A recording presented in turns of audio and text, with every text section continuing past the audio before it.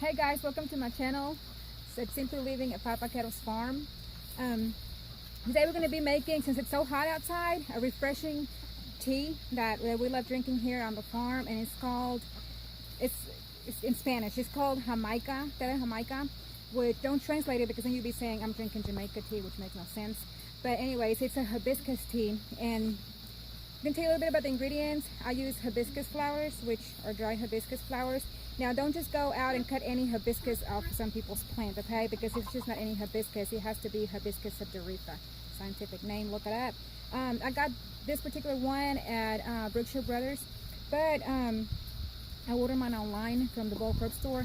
I'll be posting the links in the description down below, so you know you can go in and just look them up. They have awesome supply of herbs and different teas, medicinal and just regular teas.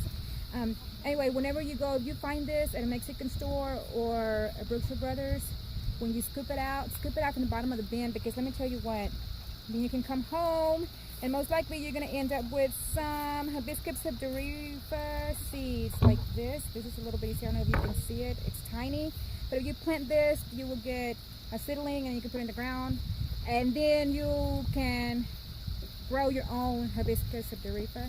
And then you can just, you know, go and cut your flowers as you need them. Okay, I'm also gonna put, this is red raspberry leaf. I use this for medicinal purposes, but it's not gonna harm you if you don't need it.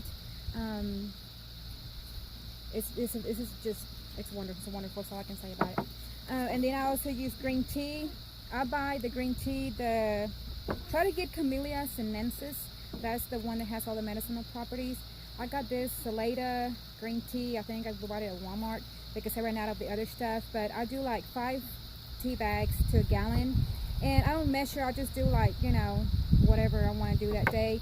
Don't do too much hibiscus leaves because it's very tangy. And then we also use, this is orange peel.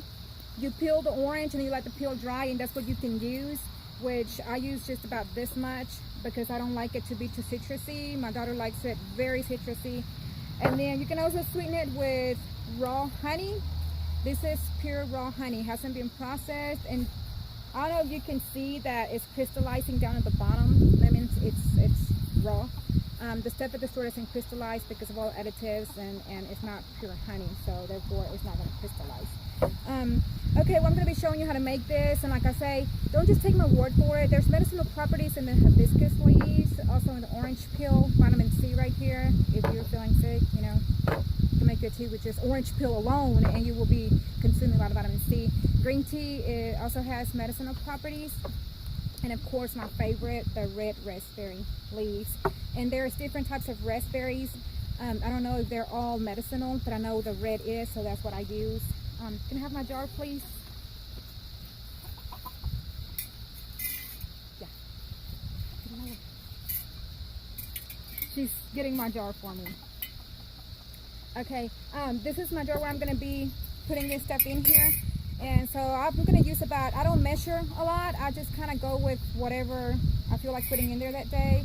There's like 1, 2, 3. I guess you can't call it a handful because it's not a handful. But whatever. And then this is all of the raspberry that I have left, and I'm going to put it all in there because that's good for you. Then I'm going to drop all these little envelopes of green tea in here. And you boil some water. You need boiling water, of course. So we're going to put boiling water in here. I think I put too much in there, so that's okay. And here's my it was just boiling. It doesn't matter how much boiling water you put in here, just as long as you let it steep. And should I say, once you boil your water, let it sit for about 3 minutes and then use it, because if you use it while it's boiling at a very high temperature, it will kill the properties in all your herbs, and so you're really not getting much benefit from it. It'll still taste really good, but it won't benefit you much medicinally. So just put it in here and put a top on it. That way, let it steep. And I usually let mine sit for about 10 to 15 minutes, and then we will come back, drain it, and show you how to finish up the tea. Okay, your tea has been steeping for about 15 minutes. And you can put some cheesecloth on top of this and put a rubber band over it and just strain it, but I like to use our strainer. So here we go, and this jar is very, very hot, and we didn't bring anything that I could hold it with. So I'll just burn my fingers. And don't pour it too fast either. For those of you that might be wondering why I put these spoons in here, it's because this is a glass jar, and when you usually put boiling water in a glass jar, there is a chance of the jar breaking.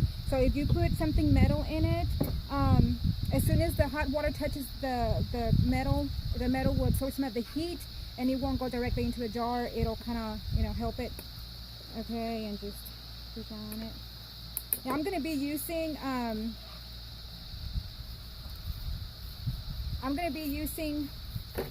pure cane sugar. It's not processed and it's non-GMO. I forgot the brand that we use, but I know I buy it at Walmart, or H-E-B also carries it. We've tried it with the honey, and it just doesn't. We just didn't like the taste. It changes the whole taste completely. There are some teas that we use honey to sweeten, but it's really up to you. You want to use regular sugar, just you know, do your research how they come about getting sugar, where it comes from, how they process it, what all they add to it. All those chemicals and things aren't good for your body. So it's just pure cane, so hopefully it's not as bad. It's not. Make sure you dissolve your sugar completely before you add your cold water to it.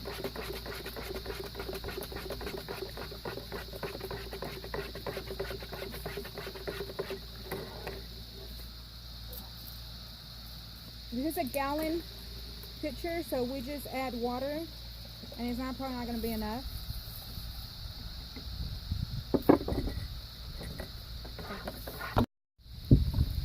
Well, we had to go and get more water because we didn't have enough. I usually just do it to the line that's the closest to a gallon. Stir it up some. What you use for the color, it's really, really, really pretty. It's not as dark because we didn't let it steep a lot, but this is the end product right here, guys, and you're gonna have to just try it. I mean, I really can't describe the taste, but it's really, really, really good, and it quenches your thirst. And there's a lot of herbs in here that are medicinal, that will help you in many different ways.